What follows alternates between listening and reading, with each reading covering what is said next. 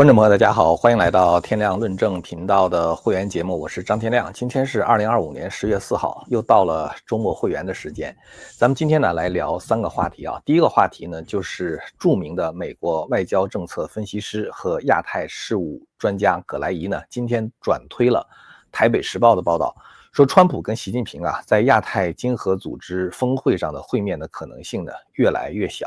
他的消息来源主要是美国驻华大使 David Perdue。我们都知道，习近平跟川普啊，本来说好要在韩国的 APEC 峰会的时候见面会谈，就是在庆州啊，要2个人见面。现在呢，变声不测呀，到底发生了什么呢？咱们一会儿来讲。第二个新闻呢是日本选出了首位女首相高市早苗，她呢是具有鲜明的保守主义风格，早年呢相当的崇拜撒切尔夫人。她的当选呢，必将造成中共更加不敢轻易的对台动武啊。这个人几乎就是安倍的一个，就是女版的安倍吧。咱们一会儿呢介绍一下她的生平、政见和一些奇闻异事。那么第3个话题呢，就是会员专享的节目了。上个月呢，我看到《华尔街日报》的一篇报道，这个报道提到说，拜登啊，在退休之后很难搞到钱。我想呢，就此延伸谈一下，就是美国总统的退休生活和他们是怎么赚钱的。很多人可能印象中感觉美国的总统生活特别的好，其实，美国曾经有很多的总统生活非常贫困啊，尤其是像美国的开国的先贤或者说国父托马斯·杰弗森，他呢既是独立宣言的起草者，也是美国宪法中10条权利法案的起草者。但是呢，他在这个总统任上退休之后穷困潦倒，到死的时候啊，连这个出自己葬礼的钱都不够。那后来这个美国总统生活怎么样了呢？咱们一会儿呢作为这个会员节目跟大家来聊一下哈，也是蛮有意思的。如果您觉得这些话题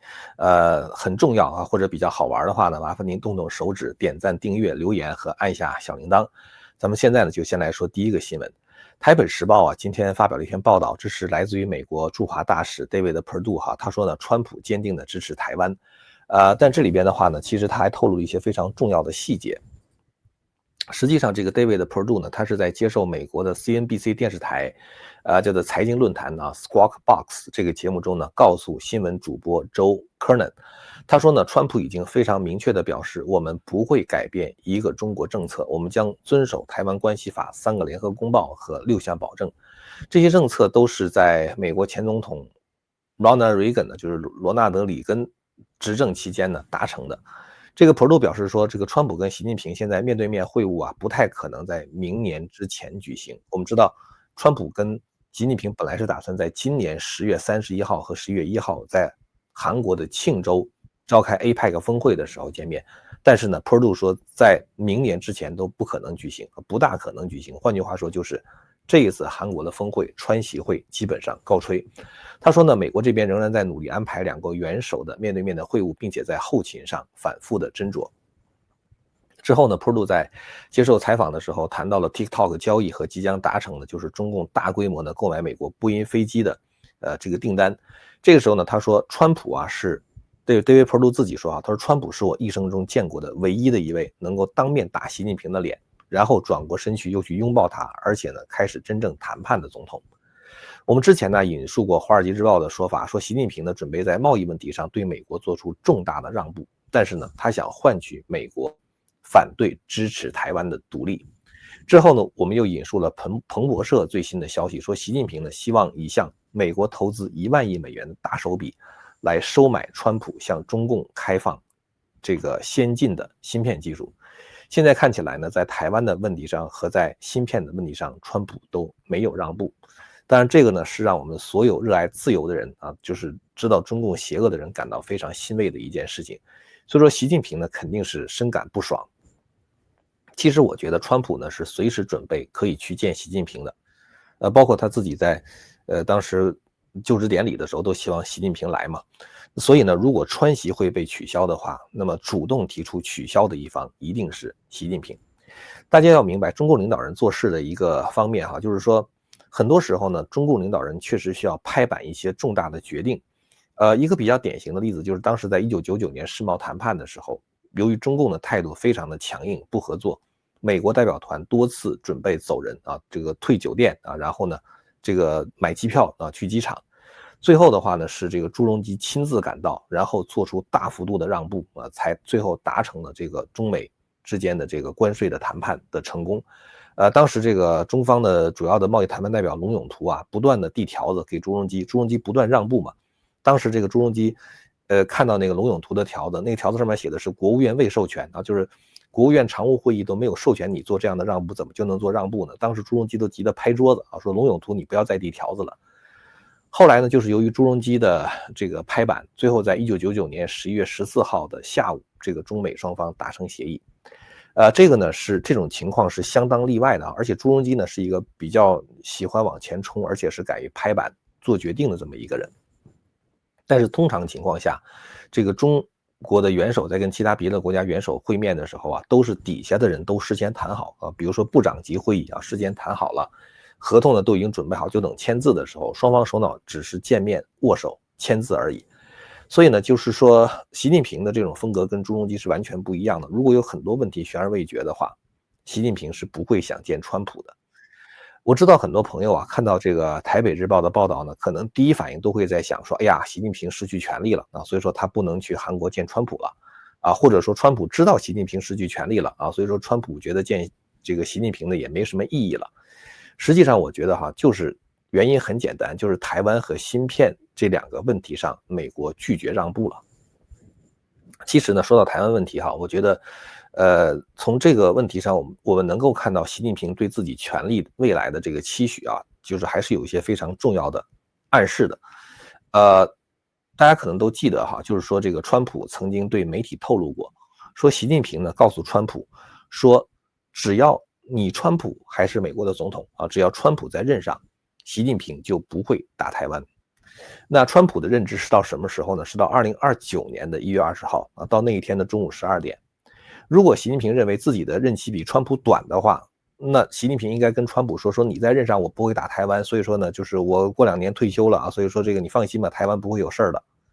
习近平没有这样讲，习近平说的是，如果你在任上，我就不打台湾。换句话说，习近平在暗示他自己在任上的时间要比川普的任期还要长。换句话说呢，就是习近平认为，一直到2029年的时候，他仍然在任上，也就是在2027年21大上，习近平要争取连任啊。这是我从习近平跟川普的对话当中啊所听出的弦外之音。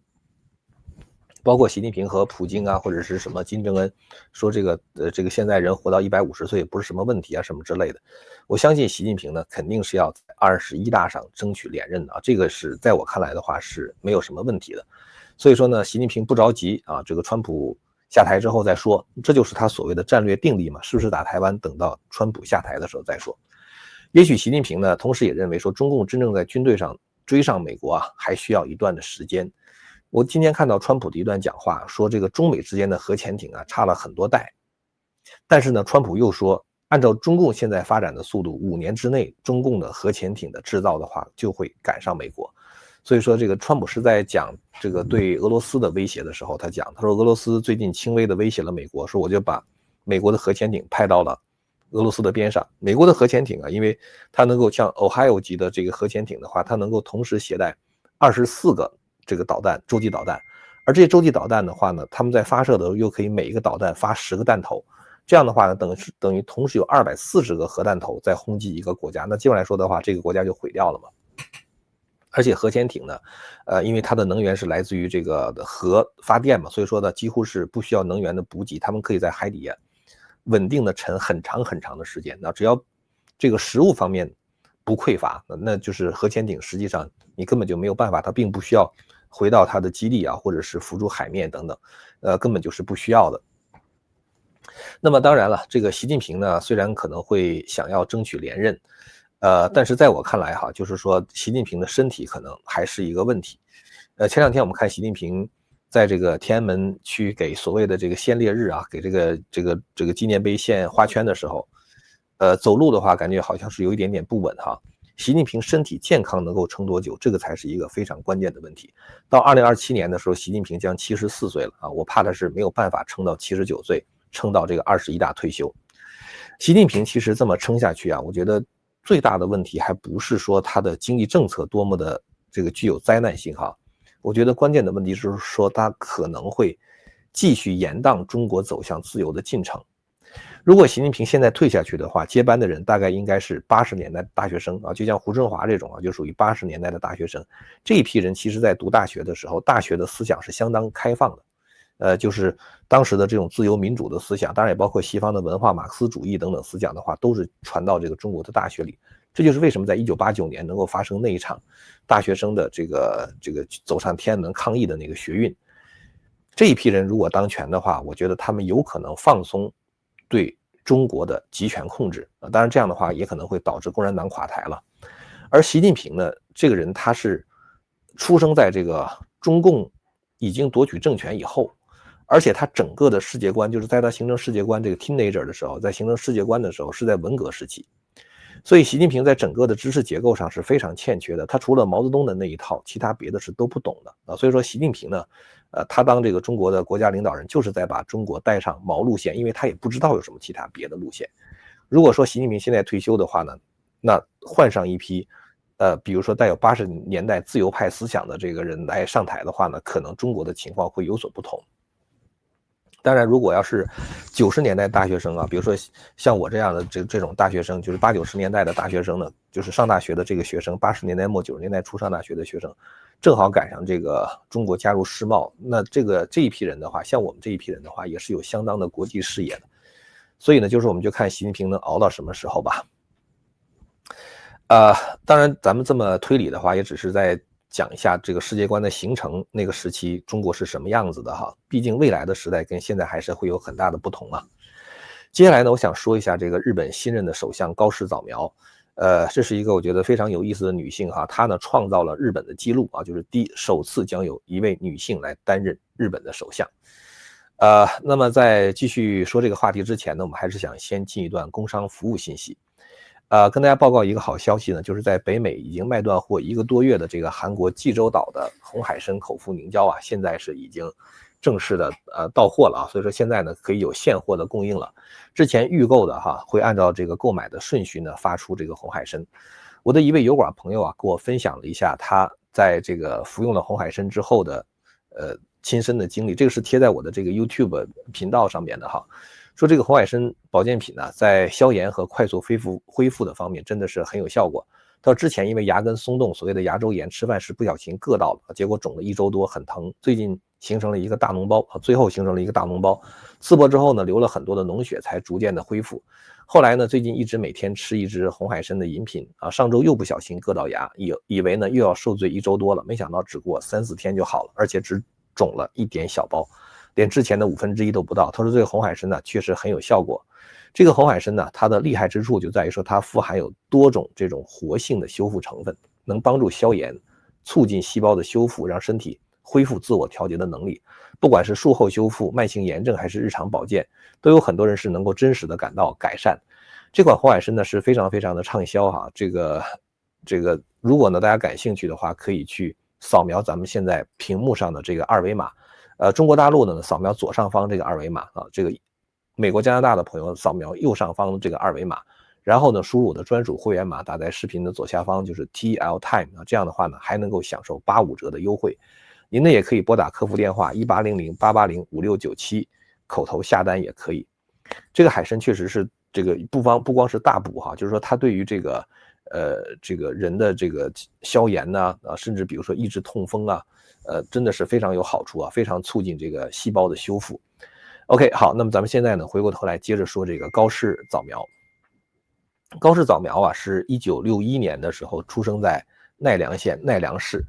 这个日本的县呢比市要大啊，可能有点相当于像一个郡那种感觉哈。这个奈良是日本的一个古都了。这个高市的出生呢，这个大概是他这个比习近平啊是1953年，高市的话是1961年哈。高市早苗呢是出生在一个普通的家庭，他的父亲呢是在丰田关联汽车公司工作，他的母亲呢是奈良县的一个警察。这个家里边没有什么政治世家的背景，他早年的生活呢是相当的叛逆，他喜欢重金属音乐，而且呢他喜欢玩这个打击乐啊，也喜欢钢琴。他还拥有一辆 Kawasaki Z400的摩托车。他在接受记者采访的时候，笑声是说重金属让他保持一种战斗的精神。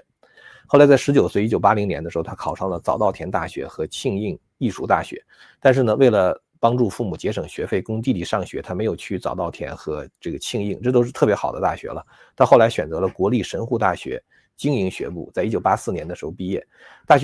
学期间呢，大家注意哈，这里边有一个非常有意思的细节，他是每天通勤6小时，等于从他住的地方到他上学的地方的话，单程要3个小时的时间。所以这个人4年的时间把大学读下来，那真的是非常的有毅力。他毕业之后呢，加入了这个松下正经塾。这个呢是松下幸之助，就是 Panasonic 的创始人松下幸之助呢创办的一个叫做领导力培养机构啊，就 leadership。他呢是第5期生。然后呢，在1987年的时候，这个松下正经塾呢赞助他到美国去。他后来在美国的国会众议员叫做 Pat Schroeder 啊，就是施罗德手下担任了国会的研究员啊，做了2年。1989年的时候返回日本。返回日本之后呢，这个高适呢就开始做这个创作，那他呢就是变成了一个作家，他呢也变成了立法助理啊，也做过广播员的工作。后来在1989年的时候，又和联访共同主持了一个 TV 的节目，叫做 Prestige。他跟这个联访是好朋友，但是后来2个人在政治理念上分道扬镳了。那这个高适的话呢是偏向右翼，这个联访的话呢是偏向左翼。后来到1993年的时候呢，他开始走上政坛，作为独立候选人参加了众议院的选举，最后呢以最高票当选了奈良2期的议员。1994年的时候呢，加入了自由党，后来并入新进党，但是呢，因为他和这个党内的其他别的同僚政见不合，退党，然后呢加入日本自民党。那么在安倍晋三当首相的时候，他进入了内阁啊，成为内阁大臣之后呢，一直当到岸田文雄当首相的时候，他的工作履历相当的丰富。他负责过领土事务，负责过科技啊，负责过太空政策等等啊，当过这个相当于这个玩过摇滚啊，这个骑过摩托车啊，然后呢这个在美国当过议员助理，所以他的英文肯定是非常好。然后呢还做过作家啊，立法助理和广播员，电视主持人等等。那么在今天呢，就是2025年10月4号，他在5名候选人的